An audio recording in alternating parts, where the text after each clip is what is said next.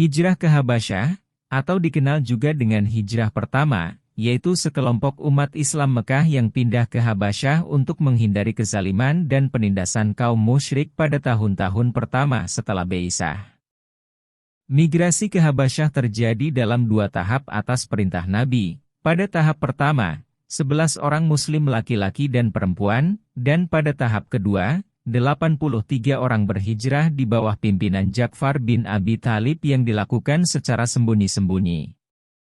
Kisah hijrah pertama.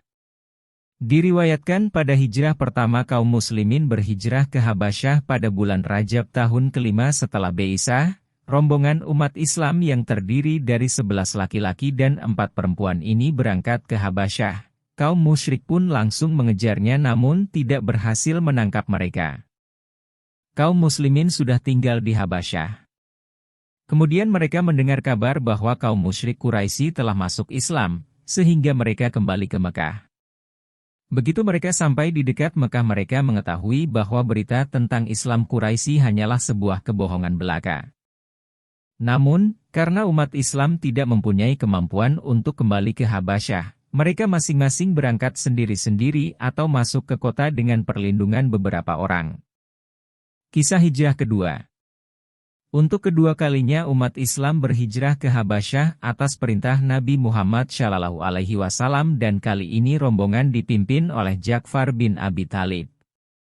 Jumlah rombongan yang berangkat hijrah sebanyak 83 orang. Setelah sebagian kaum muslimin berhijrah kembali ke Habasyah, kaum Quraisy pun murka dan bergegas mengirimkan Amr bin Ash dan Abdullah bin Abi Rabi'ah dengan membawa berbagai hadiah kepada Najasyi, Raja Habasyah. Hal ini dilakukan karena mereka mempunyai hubungan dagang dengan Habasyah dan persahabatan di antara mereka. Amr bin Ash menceritakan kepada Najasyi bahwa orang-orang yang melarikan diri ke negaranya adalah budak bodoh yang telah meninggalkan agamanya. Najasyi tidak menerima begitu saja apa yang didengarnya dari Amr. Ia perlu meminta penjelasan langsung dari para muhajirin.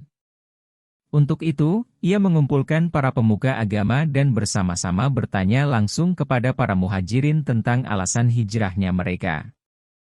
Ja'far bin Abi Thalib menjelaskan, dulu kami bodoh dan penyembah berhala, makan bangkai, senang dengan pertumpahan darah dan banyak berbuat zolim. Hingga suatu saat Allah Subhanahu wa Ta'ala mengutus nabinya dari tengah-tengah kami. Kami tahu betul apa garis keturunannya, artinya, kita sangat yakin dan yakin akan kejujurannya. Beliau mengajak kita untuk beriman kepada Tuhan Yang Maha Esa dan melarang menyembah batu dan berhala.